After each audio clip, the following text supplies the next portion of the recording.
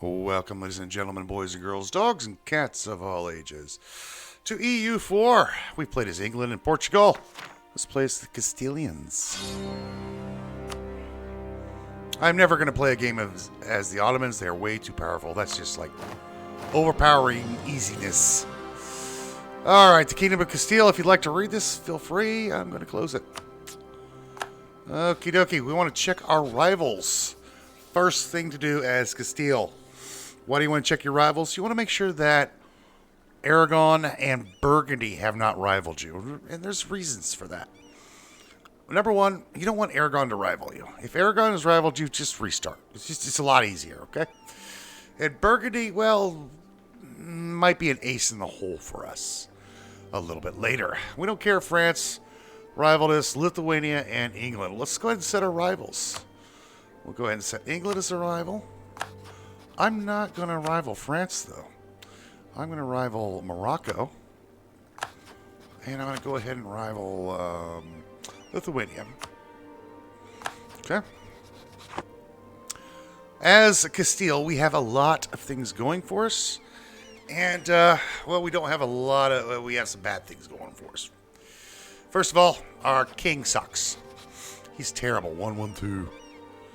Our heir's not any better at 2-0-1. Yeah. We need to send him on a fishing expedition. The thing, the game decided that it needs to have military points. No, we need admin points. Admin points for the win. Never do military points. Ever.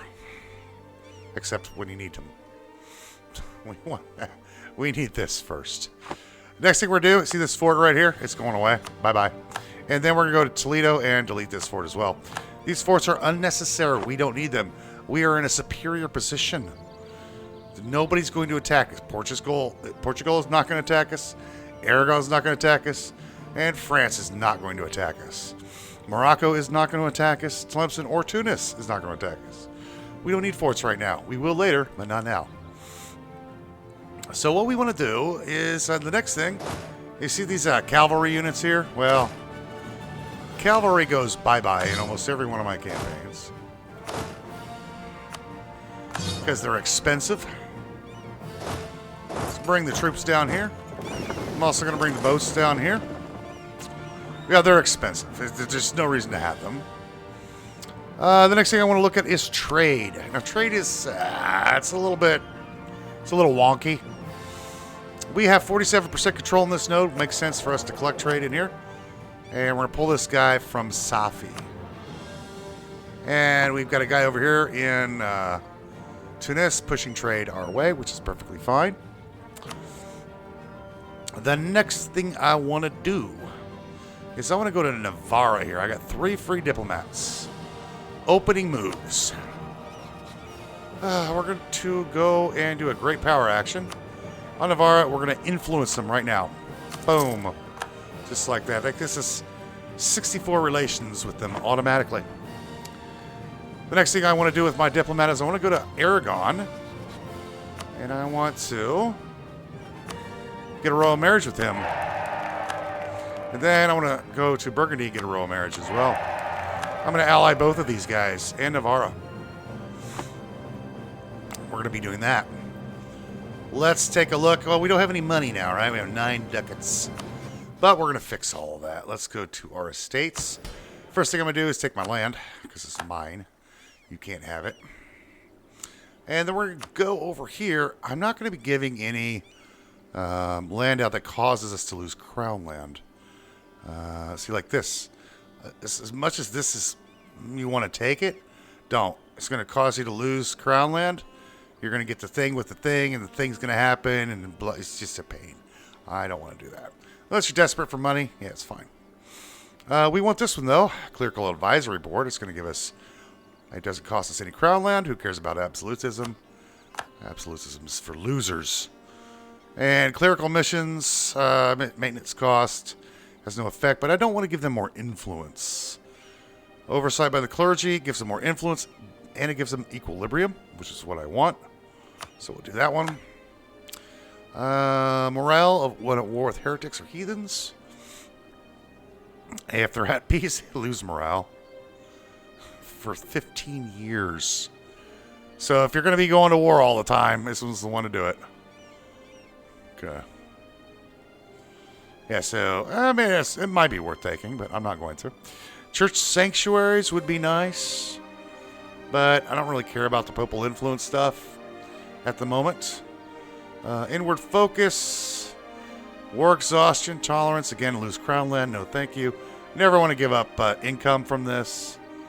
Religious culture gives you missionary strength. It's a religious society. Local unrest, local tax modifier. Let's see. If they're not an accepted culture, it gets you 3 unrest. So you would have to culture convert or accept them. So, bleh. Religious diplomats. This one's pretty decent. It gives us same religion in other countries of the religion. We're going to go ahead and grab this one from the clergy. There we go. All filled out there. Let's go down to the nobility. The nobles.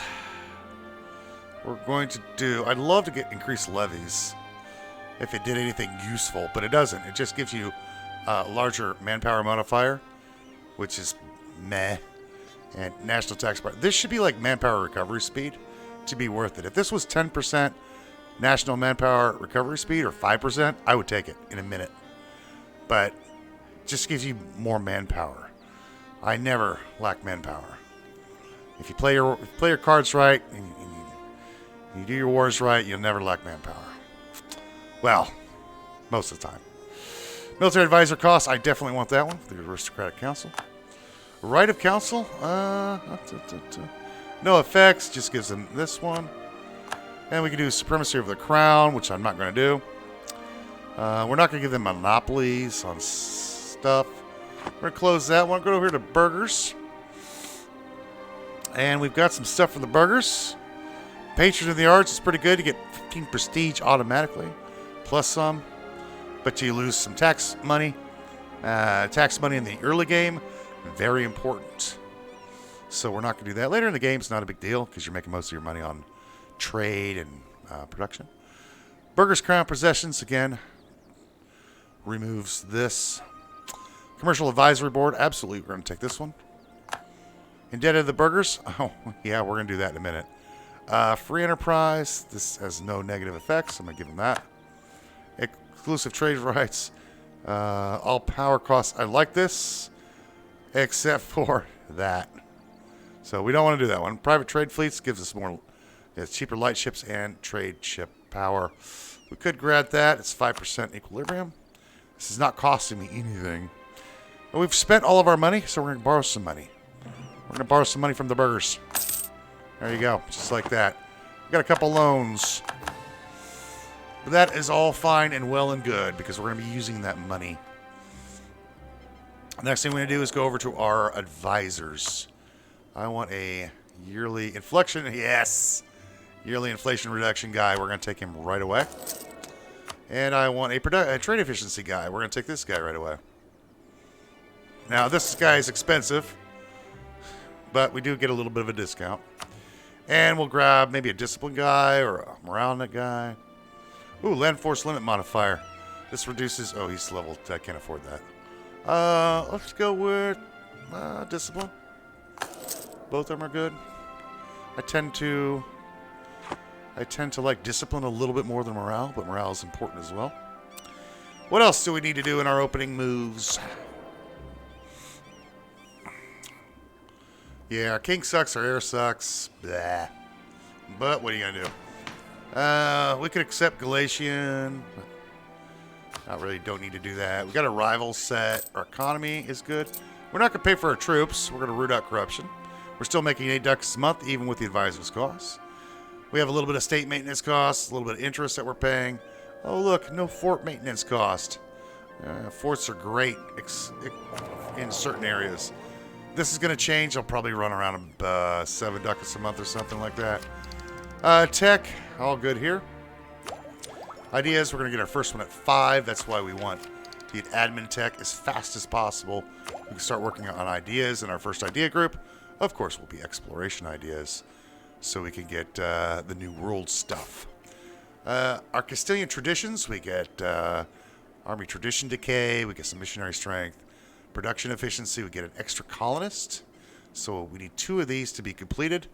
To get this guy, we get a diplomatic rep, institution spread, and then monthly autonomy change. And our finisher is what? Global settler increase of 25%. Not bad. We've got some missions to do. We got to prepare for the Reconquista. We're going to need a manpower level at 60%. Our Navy size at 100 and our Army size at 100. And that's going to give us claims down here in Granada. And then we also want to subjugate Navarra so we can recover Portugal. That's part of our lands. And the question becomes, should we just take all of Portugal in a war? Or do we allow him to colonize? And it's a tough question. If you allow him to colonize, he might get too big for his britches, unless you colonize faster than he does. If you vassalize him, he does all the colonization for you, and you get to take land after you've annexed him. So it's one or the other. It doesn't matter which one you do. What else are we on? Stability. We have room for governing capacity. We are Catholic. We're going to stay Catholic. We're going to be good Catholics. And we have up to 35 force limit. Our naval force limit is up to 29. We have a little bit of army tradition, which is not very good anyway. Our army kind of sucks. And our states we have already taken care of. The reason I didn't sell titles is you don't need to. Why sell your crown land when you can steal it? And the more you own, the more benefits you get. Alright, I think that's all the opening moves for the moment. However, there's something else I want to do. I want to build some cogs. I want to build 4 of them. 1, 2, 3, and 4. We're going to go over our force limit by 1. That's fine, though. We are bringing our forces down here, and I think we can unpause. Our guys are coming back home. Alright, Morocco has announced this as arrival. Good. That means we're going to build a spy network on arrival. Covert actions. Build a spy network. Build me an army. Alright, Aragon, we're going to get a alliance with here pretty soon. We want to vassalize, so we have to do something, huh? We're going to get an alliance with Navarra. And we're going to get a royal marriage with him. We already sent a diplomat. So we're going to offer him a royal marriage first, and then he should offer us an alliance. We can speed up to level 2. Speed 2. But we have to wait for our diplomats to undiplomat themselves. You have to wait 30 days before doing or something like that. Let's offer him a royal marriage. Let's offer Burgundy an alliance. And then what we're going to tell Burgundy, hey, I'll defend you, but I won't join your offensive wars. If you don't, one of the things, if you don't, what do you call it, get an alliance with Burgundy, France will attack Burgundy. And they'll start eating into the HRE. Let's check our friend Aragon. He is allied to Genoa. This is pretty good. And we're going to offer him an alliance. Just like that. Boom. We got an alliance with now Aragon. All good. And then we have an alliance with Burgundy. We now have 1 slot open to do things with. Let's get an alliance. Hopefully he offers an alliance. We gotta wait, of course. Improve relations, probably. We need to get this guy to 190. There's the alliance offer. Excellent. This brings up to 153. We could send him a little gift. Let's go to economy. We could send him a gift on the 15th. Italy may slip out of imperial control forever.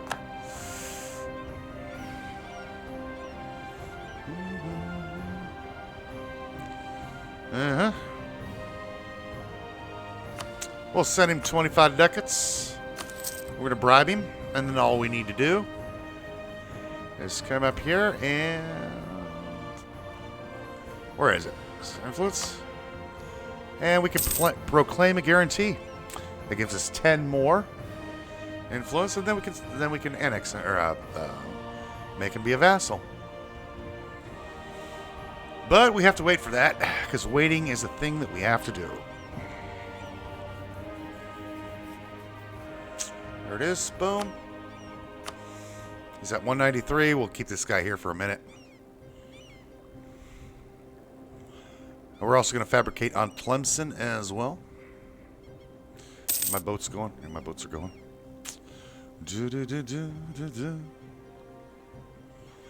And April 2nd.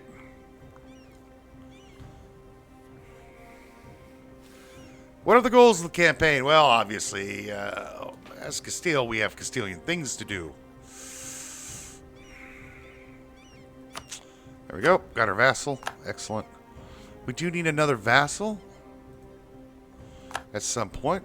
Let's go to Tlemcen and build a spy network.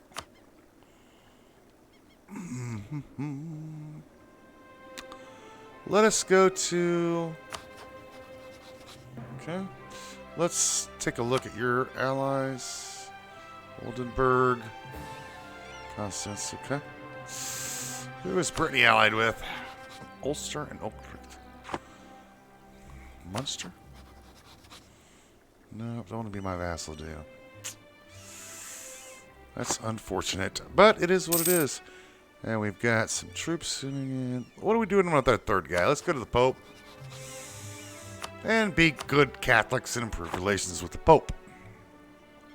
So what are our goals for the campaign? First of all, we're all going to take Northern Africa.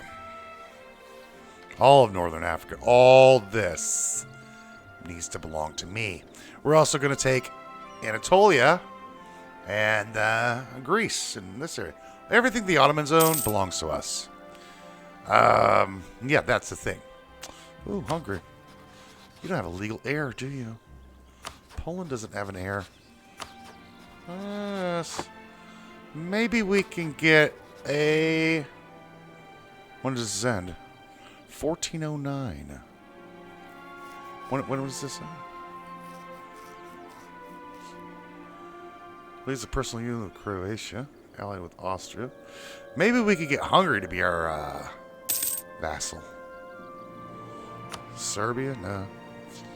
Not quite. I get a personal union with Hungary or Poland? Ah, they don't have a legal heir. We'll find out once we get that operational. I would really like to get Burgundy as my, friend and all. There's a de Valois in Provence. They don't want a royal marriage, unfortunately. That gets us into the de Valois house in France. It's like the marriages between all these guys, and maybe we could inherit France. But we'll figure all that out later. I'm going to group our guys up right now. We do have some loans we need to pay off. I am going to be keeping an eye on.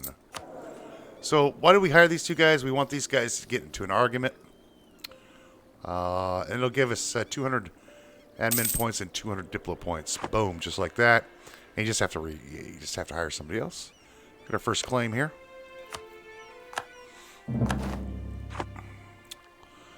So what? Well, as I was saying, yes, all of North Africa, all the Ottomans. Of course, we need Italy, probably France and England, and over here. So this place over here that we can't see yet, we're gonna have stuff over there. Well, our ships are coming in.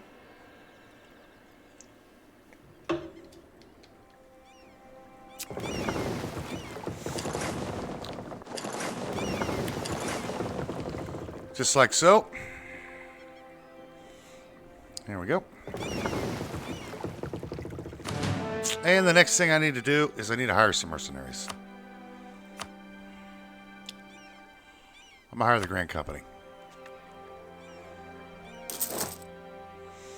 Why are we hiring the Grand Company? Because we're about to do very, very naughty things. Epirus is at war with Byzantium. Hmm. Well, good luck, sir. The Ottomans have a claim on your on Byzantium, but they're not at war with anybody yet. They have a claim on Albania.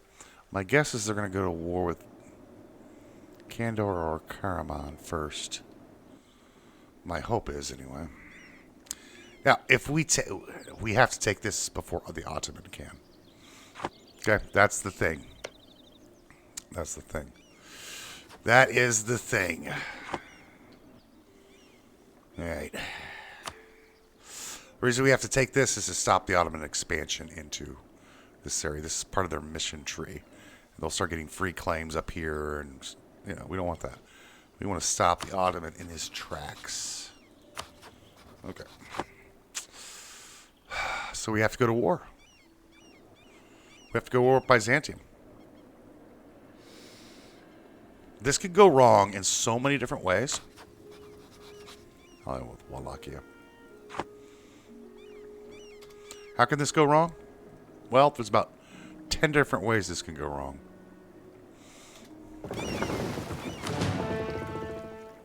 Number one, the Ottomans could declare war on Byzantium as I attack them. Now, I can't take this stuff I'm unable to take any of this land in a war. I can't take it. And the reason I can't take it, it's too far away. The coring range, too far. So I have to vassalize Byzantium, and I have to vassalize Athens. In the meantime, the Ottomans want this. They want Constantinople. If I vassalize them, I'm automatically at war with the Ottomans. Automatically. Boom. They will attack Constantinople if they're not at war with somebody else. So I'm hoping they go to war with somebody else, and I can siege this down fast. The other thing is, Venice also wants some land over here. So look at Venice. They don't have any claims right now, but they typically want to grab something over here. Yeah. So we could probably keep Venice from running. But the Ottoman, it's nasty. So we have to go fast before the Ottomans declare war. And if they declare war, our ploy here is done. I'm actually hoping that Byzantium wins their war against Epirus. Well, they're sieging them down, which is nice. But we're actually gonna end the episode right here. I need a drink. I need to let the dog out real quick, and then we'll come back and try to beat the Ottoman, Byzantium. If that doesn't work, well, I don't know what I'm gonna do. We'll have to do something else. We'll have to stop the Ottomans some other way. And there's no window to the east without owning Byzantium. So we have to hold our breath and hope this doesn't happen. That's going to do it for this episode. Thanks for watching. We'll see you next time.